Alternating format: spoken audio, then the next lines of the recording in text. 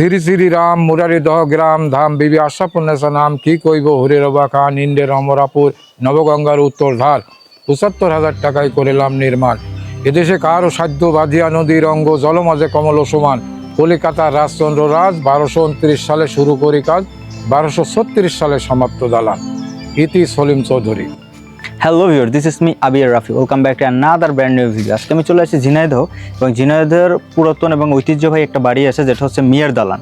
তো আজকে আমি আসছি সেই মিয়ার দালান, এবং এটা আমি এখন ঘুরবো এবং আপনাদেরকেও ঘুরে দেখাবো এখানকার অবস্থাটা। তো চলেন শুরু করা যাক। আসসালামু আলাইকুম। ওয়ালাইকুম আসসালাম। কাকা, আপনার নাম? আমার নাম স্বপন মিয়া। স্বপন মিয়া। এই বাড়ির দায়িত্বে তো এখন আপনি আছেন? দায়িত্বে আছি এবং এই বাড়ির শরিক আমি। শরিক আপনি? এই বাড়িটা প্রতিষ্ঠা হয় কত সালে? ১২২৯ সালে এই বাড়ি নির্মাণ করা হয়। আজ থেকে ২০৩ বছর আগে। ২০৩ বছর আগে এই বাড়ি নির্মাণ করা হয় এবং ওই সময় থেকেই চলতেছে।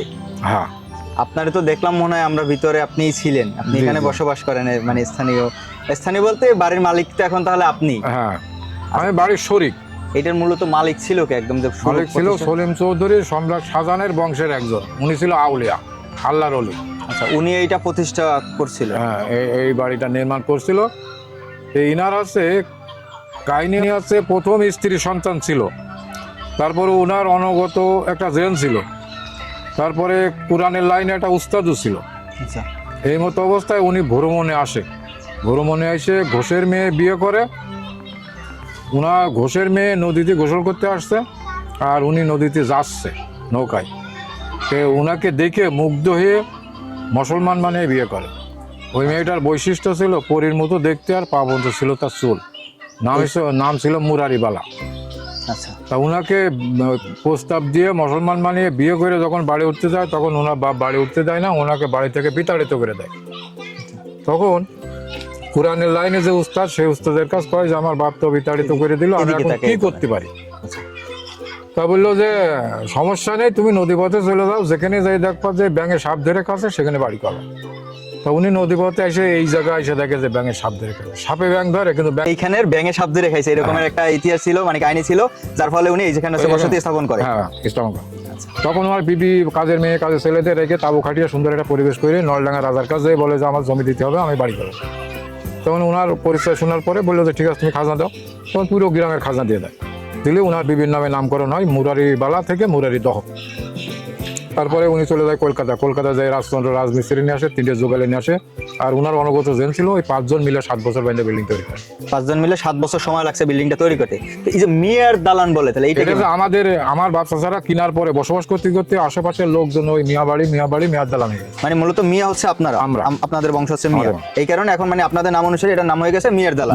কিন্তু এটার যদি আমি পুরাতন ইতিহাস চিন্তা করি, সেক্ষেত্রে প্রায় কত বললেন প্রথমে? 203 বছরের পুরাতন ইতিহাস আছে এই বাড়ির। হ্যাঁ, উনি কলকাতা থেকে মিস্ত্রি নিয়ে এসে বাড়ি নির্মাণ করে। 5 জন মিলে নির্মাণ করে বসবাস করতে করতে মুরব্বী হয়ে মারা যায়। ওনার মাজারও আছে সামনে। তারপরে কিছুদিন পর ওনার বিবি মারা যায়। এই পক্ষের কোনো সন্তানাদি ছিল না। তখন এই পুরো গ্রাম আবার জমিদারের নিয়ন্ত্রণে চলে যায়। জমিদারের কাছ থেকে খণ্ড খণ্ডভাবে যে যেরকম নিলামকৃতভাবে কিনেছে, তার ছেলেপেলে নাতি ছেলেপেলে এলোকে ভোগ দখল করছে। এখন তারা তো আর নেই বেঁচে। আজ 203 বছর আগে বা 150 বছর আগের কথা। তখন এই পুরো পার্টি 25 বিঘে জমি সহ এই বাড়ি ওই রাজেন সিং নামে চিটাগাংয়ের একজন হলোকে নিলামকৃতভাবে কিনছে ওই জমিদারের কাছে। আচ্ছা, উনি জেনের অত্যাচারে বসবাস করতে না পেরে উনি জুব্বার মোল্লার কাছে বেঁচে দেয়। জুব্বার মোল্লাও জেনের অত্যাচারে বসবাস না করতে পেরে আমাদের বাদশা সাহেবের কাছে বেঁচে ফেলে। আমার আব্বারা 4 ভাই 1 বোন এই প্রপার্টি কিনছে। মানে এখানে জিনের অস্তিত্ব ছিল, তারা চলে যাওয়ার পর এরকমের কিছু একটা ছিল আধ্যাত্মিক, যার ফলে তারা থাকতে পারে না। পরে আপনারা কিভাবে এটা করলেন? আমরা আব্বারা যখন বাড়ি কেনে, তখন এলোকে কিনার আগ দিয়ে জেন হাজির করে অনুমতি নিয়ে কেনে। বললো যে এরকম আমরা এই বাড়ি কিনতে চাচ্ছি, বসবাস করবো, তোমাদের মতামত কি? তো বললো যে কেনেন, আমরা আসি, তবে আল্লাহর নিয়ম করে না বসবাস করতে। মানে এই বাড়িতে কোনো বেহায়াপানা বা গান বাজনা এইসব এলোকে চলে না। এইসব করলে পারে সে থাকতে পারে না। আমার আব্বারা বললো যে আমরা ফুরফুরা হুজুরের মুরিদ, আমরা আল্লাহর নিয়ম করে বসবাস করবো। তারপরে কিনে নিয়ে বসবাস করতে করতে আমাকে জন্ম। আমার আব্বারা এলাকায় 4 ভাই 1 বোন, যত ছেলে মেয়েরা আছে সবাই এই বাড়ির শরীর। বুঝতে পারছি, সবাই প্রতিষ্ঠিত, বুয়েটের প্রফেসর, ইঞ্জিনিয়ার, ডাক্তার সবাই। আপনি এই জায়গায় দায়িত্বে আছেন, এই কারণে হচ্ছে এই যে ইসে লেখা আছে স্বপন মিয়া, মানে আপনি মূলত হচ্ছে এই স্বপন মিয়া।